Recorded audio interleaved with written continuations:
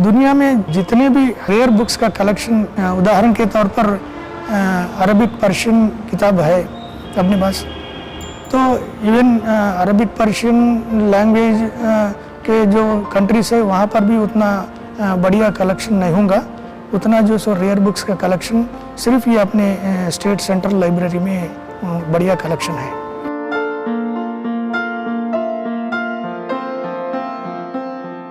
तो ये state central library, यानी इसका पुराना नाम आसफिया कुतुब खाना।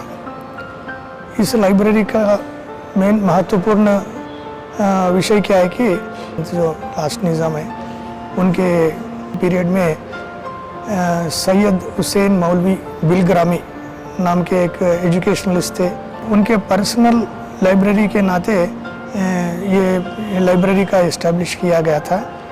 वो सन 1891 में दुनिया के तमाम कंट्रीज से बहुत ही इम्पोर्टेंट अच्छे रेयर बुक कलेक्शन उन्होंने कलेक्ट किया था। उसमें अरबिक, पर्शियन और उर्दू, इंग्लिश और संस्कृत आदि लैंग्वेज के बहुत सारे किताबों का जो सो उन्होंने इकट्ठा करके उनके पर्सनल लाइब्रेरी में रखा गया था। 1891 के बाद में उन्होंने क्या किया कि निज़ाम राजा को उस लाइब्रेरी को अंकित किया है।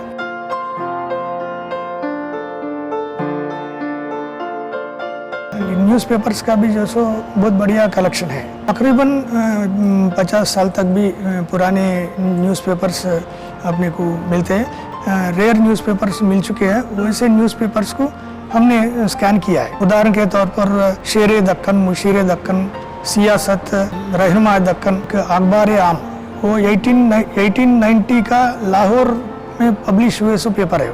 उस कलेक्शन को हमने डिजिटलाइज करके रखे हैं।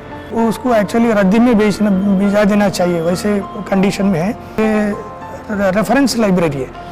जो भी कलेक्शन न्यूज़पेपर हो या नहीं तो बुक्स का हो, उसको जो सो रद्दी में भिजाने की एक कमेटी होती है। उसको वो कमेटी एक्सेप्ट करने के बाद में, कमेटी अप्रूवल के बाद में उसको हम डिस्पोज करते हैं।